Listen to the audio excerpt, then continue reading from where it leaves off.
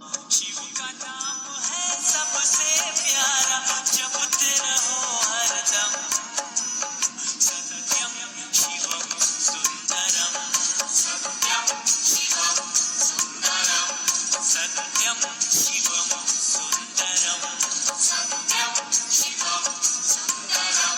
शिव का नाम है सबसे प्यारा, जपते रहो हरदम। पेपरलेस वेब समाचार BBC News.in की दुनिया में आप सभी का स्वागत है।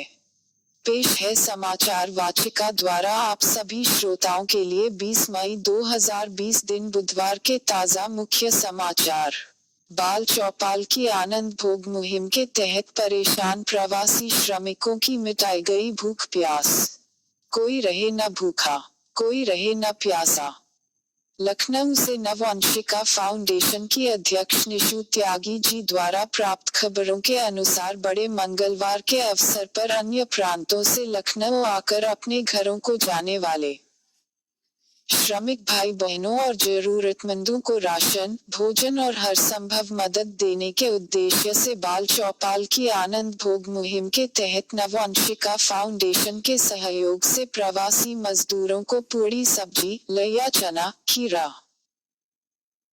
ककड़ी, केला, बिस्कुट, पानी की बोतल, फ्रूटी और नमकीन आदि का वितरण शहीद पथ पर किया गया। इस सामाजिक नेक कार्य में बाल चौपाल संरक्षक सब इंस्पेक्टर अनूप मिश्रा अपूर्व के संयोजन में नववंशिका फाउंडेशन की अध्यक्ष निशु त्यागी, मनोज त्यागी, मीरा लोहानी, अंबुज त्रिपाठी, सरोज सिंह, रजनी चौहान, प्रीति शर्मा और इंदु सिंह ने दिया अपना सहयोग। सड़क दुर्घटना में 6 किसानों की इटावा में हुई मौत। खबरों के अनुसार इटावा के फ्रेंड्स कॉलोनी क्षेत्र में एक ट्रक और पिकअप के भिड़ंत की है खबर। बताया जा रहा है कि किसानों से भरी पिकअप की ट्रक से अचानक जबरदस्त भिड़ंत हो जाने के कारण 6 किसानों की हो गई मौत तथा एक हो गया घायल। सूचना पाकर मौके पर पहुंची पुलिस शवों को कब्जे में लेकर कर रही है विधिक कार्यवाही। घायल व्यक्ति को फिलहाल उपचार हेतु सैफई अस्पताल में कराया गया है भर्ती। चीन के यूनान में भूकंप से मची अफरा तफरी। खबरों के मुताबिक चीन के यूनान में आए तेज भूकंप झटकों से अफरा तफरी के साथ ही हुआ कुछ स्थानों पर नुकसान। इन झटकों के कारण 4 लोगों के मरने की भी है खबर। भूकंप की तीव्रता के विषय में बताया जा रहा है कि भूकंप की तीव्रता 5.5 के आसपास थी। फिलहाल पूरी खबर आने का है इंतजार। पूर्व सांसद धनंजय सिंह की जमानत याचिका हुई खारिज। खबरों के अनुसार सीवर लाइन विस्तार के प्रोजेक्ट मैनेजर अभिनव द्वारा अपहरण, रंगदारी सहित कई गंभीर धाराओं में लाइन बाजार में है मुकदमा दर्ज कराने के बाद गिरफ्तार हुए पूर्व सांसद की तरफ से अदालत में जमानत हेतु दायर याचिका को एडीजे प्रथम ने कर दिया खारिज। बताया जा रहा है कि सांसद धनंजय सिंह फिलहाल अपहरण व रंगदारी इत्यादि मामले में जौनपुर जेल में है बंद। संभल के बाद अब लखनऊ अंतर्गत ब्रह्मदासपुर में चली गोली। खबरों के अनुसार उत्तर प्रदेश की राजधानी लखनऊ में भी विवाद के दौरान चली गोली। गनीमत इस बात की रही कि किसी की नहीं हुई मौत। बताया जा रहा है कि राजधानी लखनऊ अंतर्गत निगोहा थाना क्षेत्र स्थित ब्रह्मदासपुर गांव में नाली के विवाद को लेकर 2 पक्षों में शुरू हुई कहासुनी के बाद चली गोली। गनीमत इस बात की रही कि किसी को नहीं लगी गोली। सिर्फ विवाद के दौरान एक महिला का टूट गया पैर। फिलहाल तनाव को देखते हुए शांति व्यवस्था कायम रखने हेतु गांव में पुलिस कर दी गई है तैनात। प्रयागराज स्थित इलाहाबाद हाई कोर्ट ने ईद मौके पर ईदगाह खोलने के मामले पर सुनवाई से किया इनकार। खबरों के अनुसार ईद उल फित्र पर सामूहिक नमाज व दुआ के लिए प्रदेश के ईदगाहों व मस्जिदों को खोलने और जून महीने में जुमे की नमाज पढ़ने की अनुमति देने हेतु समादेश जारी करने की मांग के मामले में हस्तक्षेप करने से इलाहाबाद हाई कोर्ट ने कर दिया इनकार। कोर्ट ने कहा कि याची अपनी मांग को लेकर प्रदेश सरकार के सक्षम अधिकारी के समक्ष प्रत्यावेदन प्रस्तुत करे। यदि कोई आदेश नहीं होता है या प्रत्यावेदन लटकाए रखा जाता है तो वह हाईकोर्ट में याचिका कर सकता है दाखिल। सरकार को अर्जी दिए बगैर हाईकोर्ट में सीधे याचिका नहीं की जा सकती दाखिल।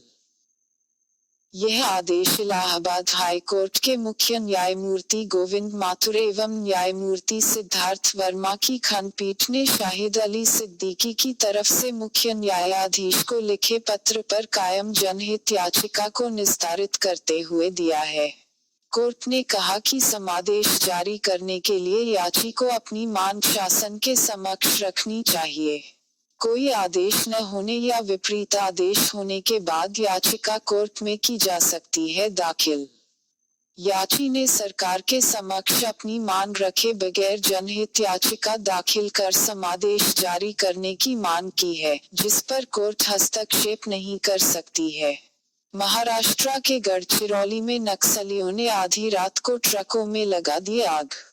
खबरों के अनुसार महाराष्ट्र अंतर्गत गढ़चिरौली जनपद में बीती आधी रात को नक्सलियों ने 4 ट्रकों में लगा दी आग। यह घटना नक्सलियों के एक सहयोगी के मारे जाने के विरोध में बुलाए गए बंद से पहले की गई है। गढ़चिरौली के पुलिस अधीक्षक कार्यालय द्वारा जारी एक विज्ञप्ति में बुधवार को बताया गया कि नक्सलियों द्वारा की गई यह वारदात सवारगांव से मुरुमगांव सड़क पर मंगलवार की आधी रात के आसपास की है। एक अधिकारी ने मीडिया में कहा कि धनोरा तालुका में नक्सलियों ने पहले सड़क अवरुद्ध कर दी और फिर 4 गाड़ियों को आग लगा दी। नक्सलियों ने महिला नक्सली सुजजिनका के मारे जाने के विरोध में बुधवार को जिले में बंद करने का ऐलान किया था, क्योंकि सुजजिनका को पुलिस ने 1 मई को मार गिराया था। पाकिस्तान में इमरान पार्टी के विधानसभा सदस्य की कोरोना से हुई मौत। खबरों के अनुसार पाकिस्तान में कोरोना वायरस का कहर तेजी के साथ है जारी। कोरोना वायरस कहर की चपेट में आने से पीटीआई नेता की कोरोना से हो गई मौत। मीडिया में आई सूचना के अनुसार बुधवार को पाकिस्तान के पंजाब प्रांत से विधानसभा की सदस्य शाहीन रजा की कोरोना वायरस की चपेट में आने के कारण हो गई मौत। अभी 2 दिन पहले ही शाहीन का कोरोना वायरस टेस्ट आया था, पॉजिटिव आया था। कोरोना वायरस के कारण किसी चुने हुए प्रतिनिधि की पाकिस्तान में ये है पहली मौत। पाकिस्तान अंतर्गत पंजाब विधानसभा की सदस्य शाहीन रजा पाकिस्तान तहरीक-ए-इंसाफ पार्टी की सदस्य थी। पाकिस्तान तहरीक-ए-इंसाफ पार्टी पाकिस्तानी प्रधानमंत्री इमरान खान की ही पार्टी है, जिसकी अभी पाकिस्तान में सरकार है। बताया जा रहा है कि शाहीन रजा में कोरोना का संक्रमण कुछ दिन पहले अस्पताल में दौरा करने के कारण हुआ। हरियाणा में 3 सिविल इंजीनियरों की नहर में डूबकर मौत होने से मचा हड़कंप। खबरों के अनुसार हरियाणा अंतर्गत झज्जर स्थित नहर में बुधवार को 3 सिविल इंजीनियरों की डूबकर हो गई मौत। घटना की सूचना मिलते ही मौके पर पहुंची पुलिस ने गोताखोरों की मदद से 2 लोगों के शव को कर लिया है बरामद, जबकि तीसरे व्यक्ति की तलाश के लिए सर्च ऑपरेशन अब भी है जारी। मृतक इंजीनियरों की पहचान के बारे में कोई जानकारी न मिलने से बरामद शवों की नहीं हो सकी है शिनाख्त। साथ ही हादसे के कारणों का भी नहीं चल सका है पता। पुलिस लापता व्यक्ति की तलाश के साथ घटना की जांच में जुटी हुई है। आशंका जताई जा रही है कि नहर में पानी अधिक होने के कारण तीसरे इंजीनियर का शव बहकर कहीं दूर चला गया है। विमानों के डोमेस्टिक उड़ानों को शुरू करने का फैसला कर रही है केंद्र सरकार। कोरोना महामारी के कारण देश में लॉकडाउन का 4था चरण जारी है। इस बीच सरकार देश की रुकी हुई आर्थिक गति को धीरे धीरे रफ्तार देने में जुटी हुई है।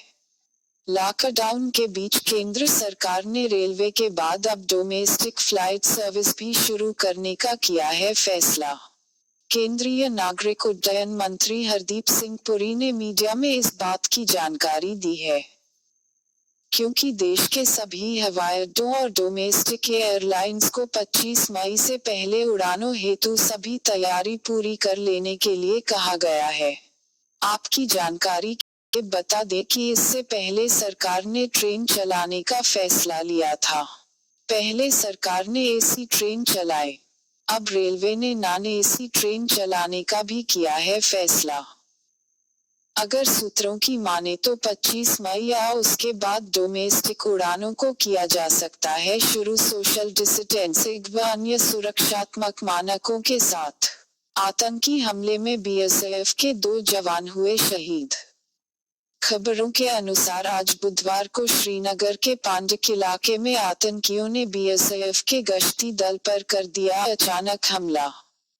बीएसएफ के अधिकारी द्वारा मीडिया में आई सूचना के मुताबिक बुधवार को हुए इस हमले में बीएसएफ के 2 जवान हो गए शहीद। यह भी बताया जा रहा है कि शहीद हुए जवानों के हथियार भी हैं लापता।